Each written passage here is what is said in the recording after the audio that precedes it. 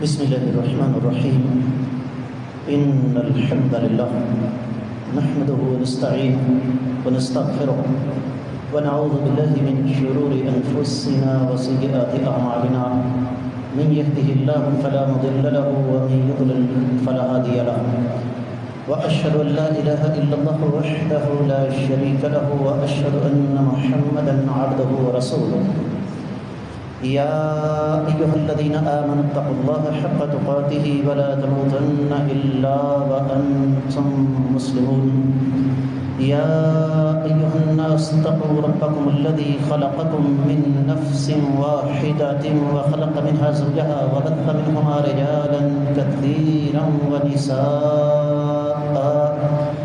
واتقوا الله الذي تساءلون به والأرحام إن الله كان عليكم رقيبا يا أيها الذين آمنوا اتقوا الله وقولوا قولا سديدا يصلح لكم أعمالكم ويغفر لكم ذنوبكم ومن يطع الله ورسوله فقد فاز فوزا عظيما أما بعد فإن خير الحديث كتاب الله وخير الهدي هدي محمد صلى الله عليه وسلم وشر الأمور محدثاتها وكل محدثة بدعة وكل بدعة ضلالة وكل ضلالة في النار.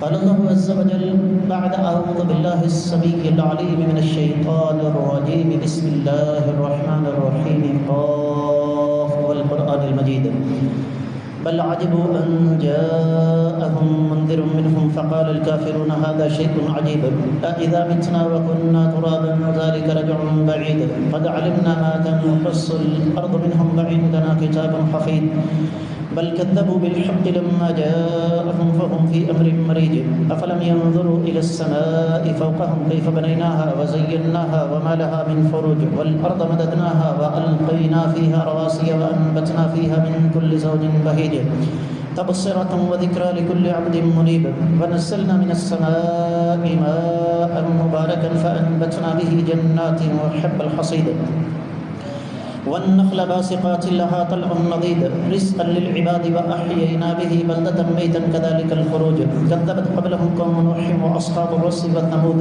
وعاد وفرعون وإخوان لوط وأصحاب الأيكة وقوم تبع كل كذب الرسل فحق وعيد أفعينا بالخلق الأول بل هم في لبس من خلق جديد ولقد خلقنا الإنسان ونعلم ما توسوس به نفسه ونحن أقرب إليه من حبل الوريد إذ يتلقى المتلقيان عن اليمين وعن الشمال قعيد ما يلفظ من قول إلا لديه رقيب عتيد وجاءت سكرة الموت بالحق ذلك ما كنت منه تحيد ونفخ في الصور ذلك يوم الوعيد وجاءت كل نفس معها سائق وشهيد لقد كنت في غفلة من هذا فكشفنا عنك غطاءك فبصرك اليوم حديد وقال قرينه هذا ما لدي عتيد ألقيا في جهنم كل كفار عنيد مناع للخير معتد مريب الذي جعل مع الله إلها آخر فألقياه في العذاب الشديد قال قرينه ربنا ما أطغيته ولكن كان في ضلال بعيد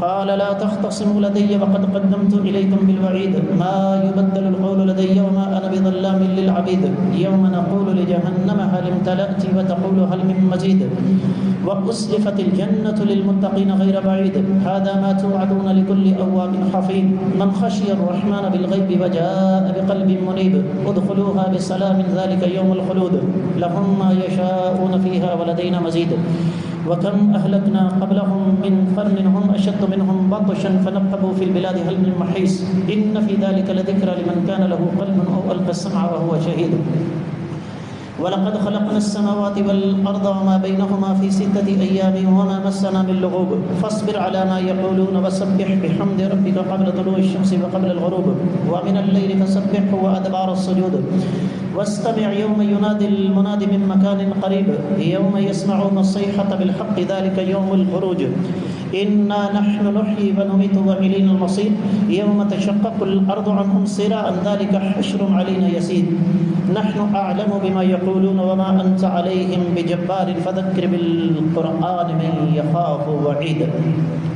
معزز خواتین و حضرات، میں سب سے پہلے اپنے آپ کو اور اس کے بعد آپ سب لوگوں کو اللہ تعالیٰ سے ڈرنے کی تلقین کرتا ہوں. اور جو انسان اللہ تعالیٰ سے ڈر جاتا ہے، رب کائنات اسے جو سب سے بڑی نعمت عطا فرماتے ہیں، اس نعمت کا نام قرآن و سنت کا فہم ہے۔ اور قرآن و سنت دونوں اللہ تعالیٰ کی وحی ہیں، دونوں ناقابل چیلنج ہیں، دونوں کا توڑ کسی کے پاس موجود نہیں، اور دونوں پر ساری امت تو کیا ساری انسانیت کو جمع کیا جا سکتا ہے۔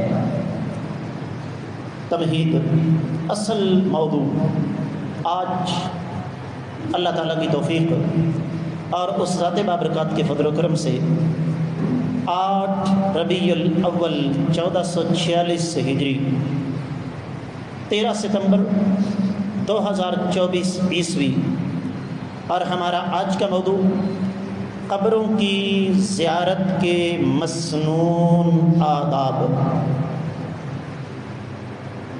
آگے بڑھنے سے قبل وہی اعتراض جو بار بار سننے کو ملتا ہے، جی علماء کرام یا تو پیدا ہونے سے پہلے کی باتیں کرتے ہیں، فلاں دور میں یہ ہوا، فلاں دور میں یہ ہوا، یا مرنے کے بعد کی باتیں کرتے ہیں، قبر میں یہ ہوگا، حشر میں یہ ہوگا، جنت ایسی ہوگی، جہنم ایسی ہوگی۔ ہمیں کوئی یہ نہیں بتاتا کہ ہم نے اس دنیا میں کیا کرنا ہے۔ اللہ کے فضل و کرم سے ہمارے زیادہ تر موضوعات ایسے ہی ہوتے ہیں کہ ہم نے اس دنیا میں کرنا کیا ہے۔ سب سے پہلے قبروں کی زیارت کا مقصد کیا ہے؟ جب ہم قرآن و حدیث کا جائزہ لیتے ہیں تو ہمارے سامنے قبروں کی زیارت کا جو اصل بنیادی اور اساسی مقصد ملتا ہے، جو ہمارے سامنے آتا ہے، وہ آقا علیہ الصلوۃ والسلام کی ایک حدیث مبارکہ ہے۔ فرمایا کنت نہیتکم عن زیارت القبور فزوروها فإنها تذکر الآخرہ۔ میں تمہیں قبروں کی زیارت سے منع کرتا تھا۔ ایک ایک لفظ بڑی توجہ کے ساتھ سمجھنے والا ہے۔ آقا علیہ السلام نے فرمایا میں تمہیں قبروں کی زیارت سے منع کرتا تھا، قبروں کی زیارت کیا کرو کہ اس سے آخرت یاد آتی ہے۔ دوبارہ سن لیجئے، اس لیے کہ جو کچھ بعد میں سمجھانے والا ہوں اس کے لیے اس حدیث کا ایک ایک لفظ ذہن نشین ہونا ضروری ہے، اور یہ آپ کے پاس امانت ہے۔ آپ نے اس حدیث کو اس طرح یاد کرنا ہے جس طرح آپ کو اپنا نام یاد ہے۔ آقا علیہ السلام نے فرمایا میں تمہیں قبروں کی زیارت سے منع کیا کرتا تھا، قبروں کی زیارت کیا کرو کہ قبروں کی زیارت کرنے سے آخرت یاد آتی ہے۔ پتہ یہ چلا کہ قبروں کی زیارت منع تھی، بعد میں اس کی اجازت مل گئی۔ پھر دوسری بات، قبروں کی زیارت آقا علیہ الصلوۃ والسلام کی سنت ہے۔ سسٹم تھوڑی سی گونج کم کریں۔ تیسری بات، قبروں کی زیارت کا مقصد صرف اور صرف آخرت کو یاد کرنا ہے۔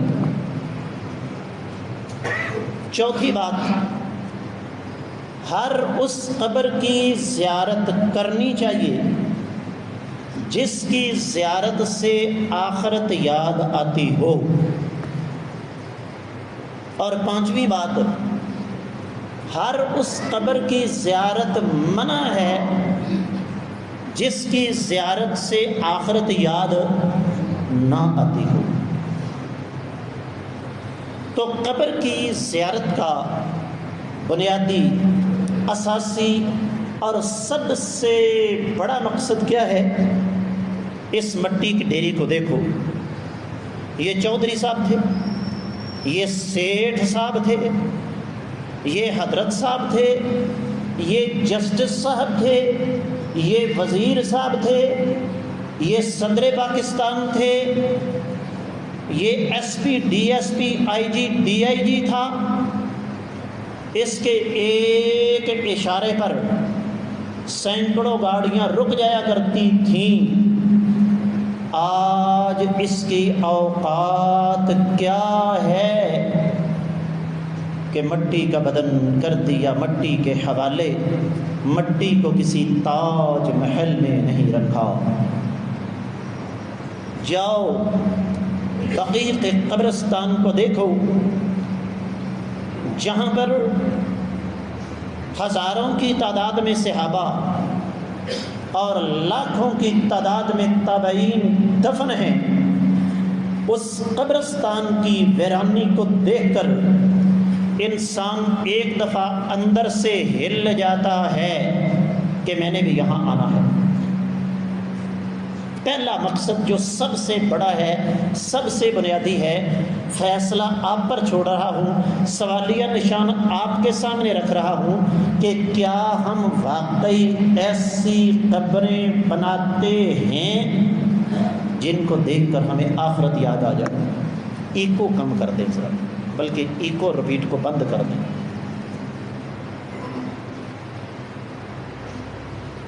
دوسرا مقصد جو ضمنی ہے، اس لیے کہ اس مقصد کے لیے قبرستان جانا کوئی شرط نہیں، وہ کیا ہے؟ قبر والے یا قبر والوں کے لیے دعا کرنا۔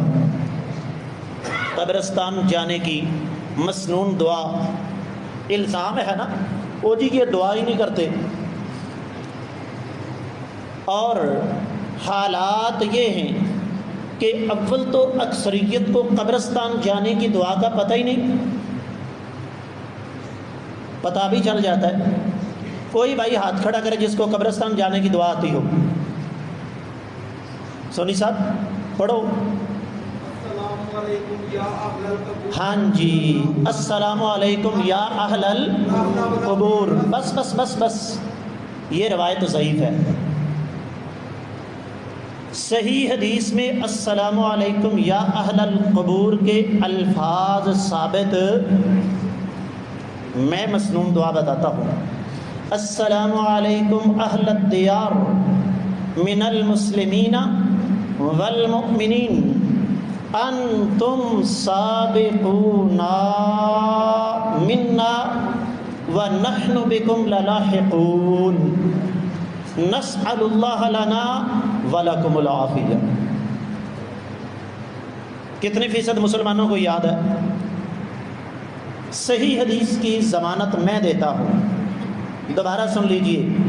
السلام علیکم یا اہل الدیار من المسلمین والمؤمنین انتم سابقون منا ونحن بكم للاحقون نسأل اللہ لنا ولکم العافیہ۔ میں جانتا ہوں میری بات بڑی دور تک سنی جاتی ہے، یہی وجہ ہے کہ میں الحمدللہ ثم الحمدللہ الفاظ کا انتخاب بڑا سوچ سمجھ کر کرتا ہوں۔ میں نے کہا ہے کہ قبرستان جا کر، میرے ساتھ دیجئے، قبرستان جا کر قبر والوں کے لیے دعا کرنے کی حیثیت ثانوی ہے۔ اصل مقصد اپنی موت کو یاد کرنا ہے، اصل مقصد آخرت کو یاد کرنا ہے۔ نبی علیہ السلام کی مبارک زبان سے نکلی ہوئی یہ دعا میری اس بات کی تصدیق کرے گی۔ ترجمہ سنیں گے۔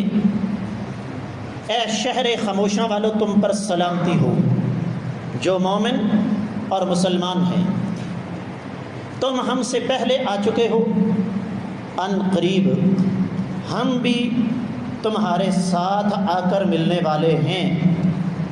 اگلے الفاظ، ہم سب سے پہلے اپنے لیے اور پھر تمہارے لیے اللہ سے عافیت کا سوال کرتے ہیں۔ آخری ایک لفظ نسأل اللہ لنا بھی نہیں، وَلَكُمُ الْعَافِيَةِ، اتنی بڑی دعا ہے، اس میں قبر والوں کے لیے صرف دو لفظ وَلَكُمُ الْعَافِيَةِ۔ اس لیے قبرستان جانے کے صرف دو مقصد، بنیادی اساسی مقصد آخرت کو یاد کرنا، اور دوسرا مقصد جو ثانوی ہے وہ قبر والے کے لیے دعا ہے، اور اس کے لیے قبرستان جانا ضروری نہیں۔ اپنی ایمانداری سے بتائیے، ہر جمعے دوسرے خطبے میں دعا ہوتی ہے، الہ العالمین تمام اہل ایمان اہل توحید دنیا کے کسی بھی کونے میں زیر زمین سو رہے ہیں، سب کی مغفرت فرما۔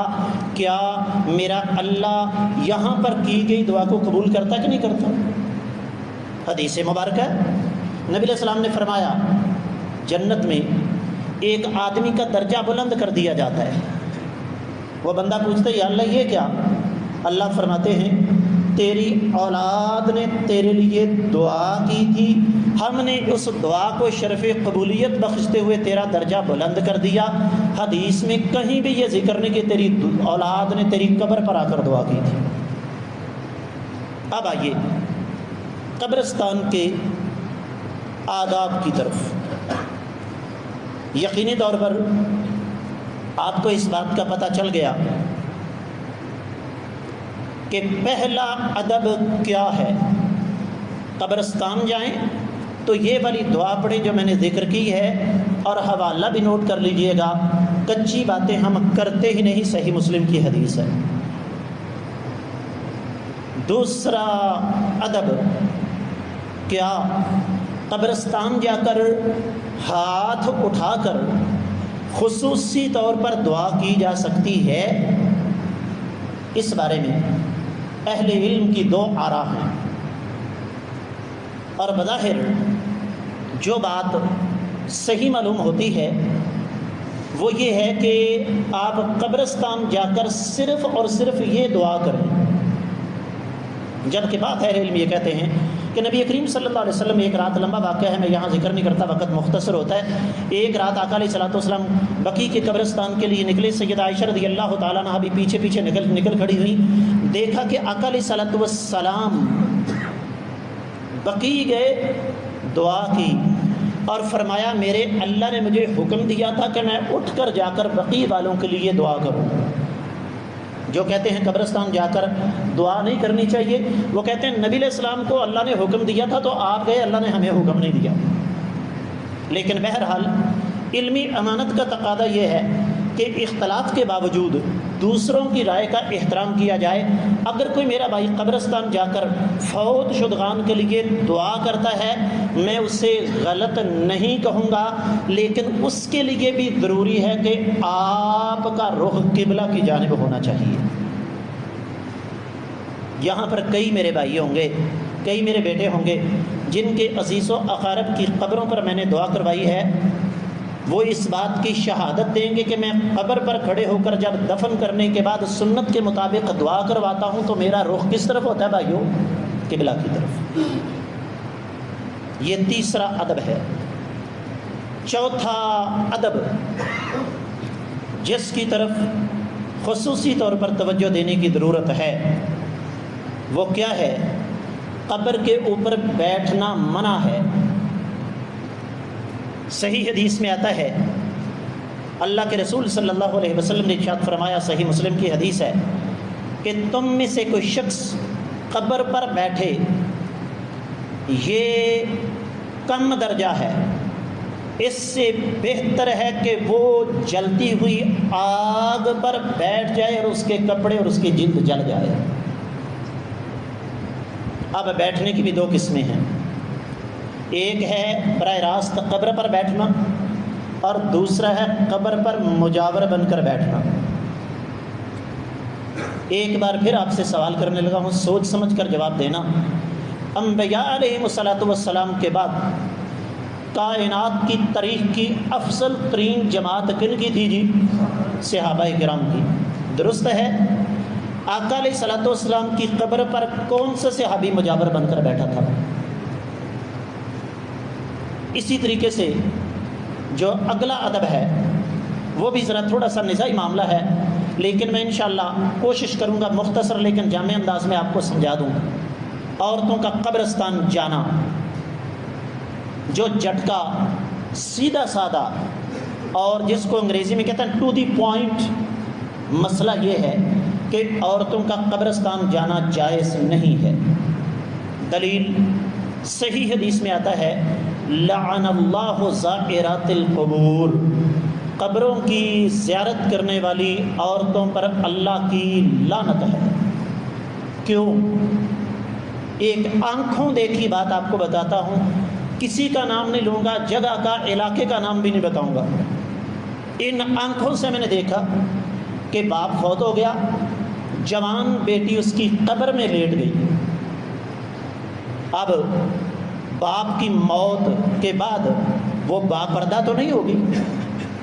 اب تھوڑی دیر کے لیے ذرا تصور کیجئے کہ 400-500 آدمی موجود ہے، وہ آدمی خاصہ ماشاءاللہ عزت دار تھا، لوگ اس کو اچھی طرح جانتے تھے، ہو سکتا ہے بعض بھائیوں کو یاد آ گیا ہو، لیکن یہ کم از کم 35 سال پرانی بات ہے، یہ نہیں بتاؤں گا کہاں کی۔ جوان بیٹی قبر کے اندر لیٹ گئی ہے، مجھے میرے باپ کے ساتھ دفن کر دو، میں اس کو نہیں جانے دوں گی۔ وجہ کیا ہے؟ نبی علیہ السلام نے اتنا سخت حکم کیوں لگایا کہ قبر کی زیارت کرنے والی عورتوں پر اللہ کی لعنت ہے؟ اس لیے کہ مرد کی نسبت عورت کے اندر صبر کا مادہ کم ہوتا ہے۔ اب رہا یہ مسئلہ، جی بعض خواتین کہتی ہیں ہمارے اندر بڑا حوصلہ ہے، ہمیں جانے کی اجازت دی جائے، ہم وہاں جا کر کوئی آہ و فغاں نہیں کریں گی، کوئی شریعت کے خلاف کام نہیں کریں گی۔ میرے پاس، آپ کے پاس کوئی ایسا بیرومیٹر موجود نہیں کہ ہم کہیں جی فلاں عورت جا سکتی ہے اور فلاں نہیں جا سکتی۔ آقا علیہ السلام کا فرمان آ گیا عورتوں کے قبرستان جانے پر پابندی ہے، تو اس کا ایک ہی مطلب ہے کہ عورتوں کا قبرستان جانا جائز۔ اسی طریقے سے قبروں کی زیارت کے آداب میں سے ایک یہ بھی ہے کہ قبرستان کی یا قبر کی زیارت کے لیے کسی وقت کو مخصوص نہ کیا جائے۔ مثال کے طور پر ہر جمعے، ہر 10 محرم کو، ہر عید کی نماز کے بعد، ہر شب رات کو، جس کا شب رات کا تو اسلام میں تصور ہی نہیں۔ دلیل میرے آقا علیہ الصلوۃ والسلام کا فرمان ہے اللہم لا تجعل قبری عیدا، بڑے قیمتی الفاظ ہیں۔ فرمایا اے اللہ میری قبر کو عید نہ بنانا۔ اب آپ کہیں گے یہاں عید کا کیا توقع بھائی؟ سنیے توجہ کے ساتھ، یہ باتیں ہمیں کوئی نہیں سمجھاتا۔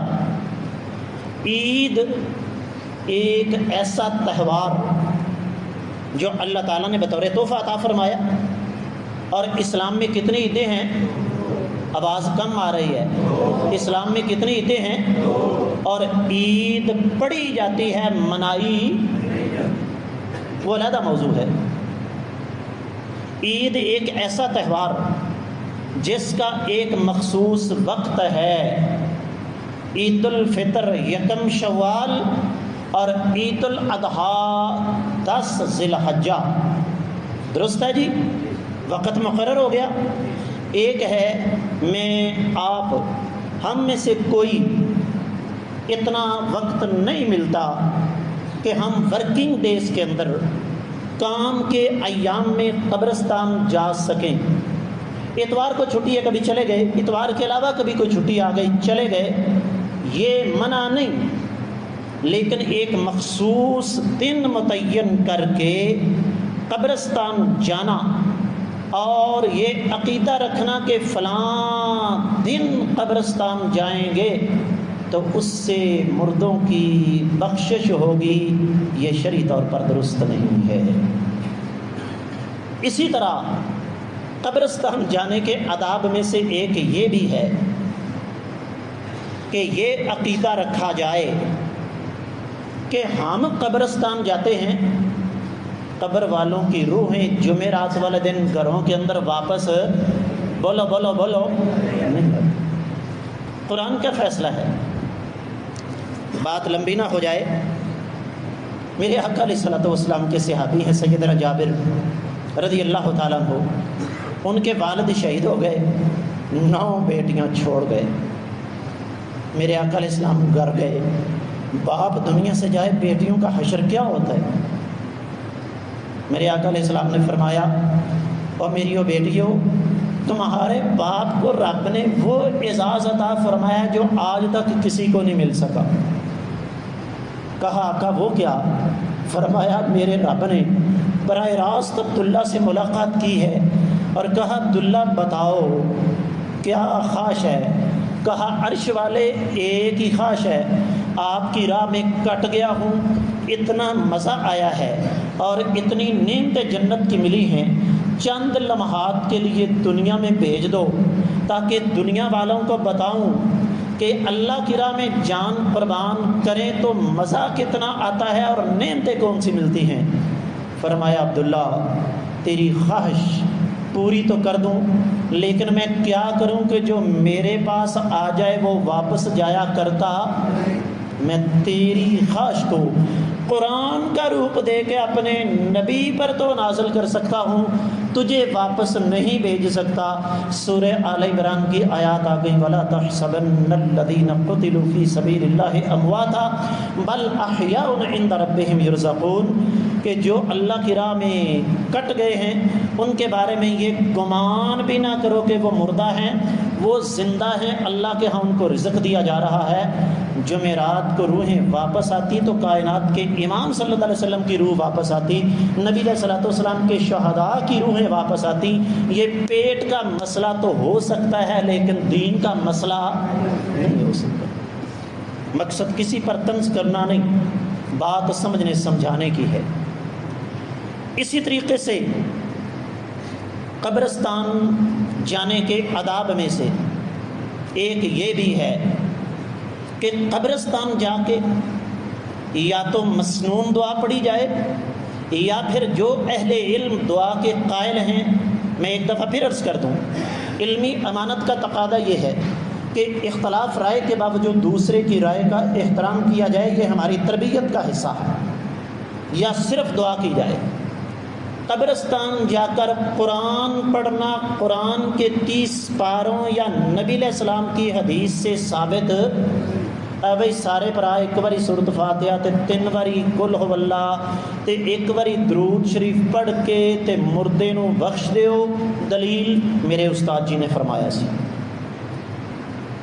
دلیل میرے استاد کا فرمان نہیں۔ اور قرآن مردوں کے لیے نہیں آیا بلکہ کن کے لیے آیا ہے؟ ہم نے زندوں کو قرآن سے محروم کر دیا، اس کو مردوں کے لیے مخصوص کر دیا۔ بابا مردانی سورہ یاسین پڑھو چھیتی مر جائے گا۔ اسی طریقے سے ایک اور بڑی اہم بات آپ کی خدمت میں عرض کرنا چاہتا ہوں، قبرستان جا کر یہ قبروں کو سجانا، کیا کہوں، درد اٹھتا ہے۔ ایک امیر آدمی قبرستان جا کر نمبر ملاتا ہے اور آرڈر کر رہا ہے پھولوں کی چادر کا، اتنی دیر میں اسے آواز آئی، ایک 9-10 سال کا بچہ ایک قبر کے ساتھ چمٹا ہوا ہے، ابا جی جب سے آپ گئے ہیں سارے ہی پرائے ہو گئے ہیں، ابا جی اسکول کی فیس، نئے کپڑے، نئے جوتے، کھانا کہاں سے کھائیں؟ اس آدمی کے ضمیر پر چوٹ پڑی، 10,000 کی پھولوں کی چادر کا آرڈر دے چکا تھا، کال بند نہیں کی، کہنے لگا پھولوں کی چادر رہنے دو، مجھے یہیں سے مل گئی ہے۔ اس یتیم کو اٹھایا، سینے کے ساتھ لگایا، کہا پتر تیرا باپ دنیا سے چلا گیا، پھر کیا ہو گیا؟ میں ابھی زندہ ہوں، میں تمہاری سرپرستی کرنے کے لیے تیار ہوں۔ سوشل میڈیا پر پوسٹ چلتی ہے، کیا مسجد کو سیمنٹ کی بوری دینے سے بہتر ہے کسی غریب کے گھر میں راشن ڈلوا دیا جائے۔ یہاں پر کسی کو غریب کا خیال نہیں آتا۔ آخری بات عرض کر کے اجازت چاہوں گا، میرے بھائیوں توجہ کیجئے، اگر فوت شدہ کو جنت کی نعمتیں مل گئیں اس کو ہمارے پھولوں کی ضرورت ہے، اور اگر وہاں پر فرشتوں نے اس کو الٹا لٹکایا وہ بھی ایک ٹانگ کے ساتھ، کیا خیال ہے؟ پٹھا ٹنگیا ایک لت تے، اس کو ہمارے پھولوں کی ہوش ہے؟ یہ چیزیں زندوں کو دو۔ امید کرتا ہوں کہ قبرستان کے یہ آداب آپ کو اچھی طرح سمجھ آ گئے ہوں گے۔ اللہ تعالی ہمیں سمجھنے کی توفیق عطا فرمائے۔ وما علیہ الا البلاغ المبین۔ والسلام علیکم ورحمۃ اللہ وبرکاتہ۔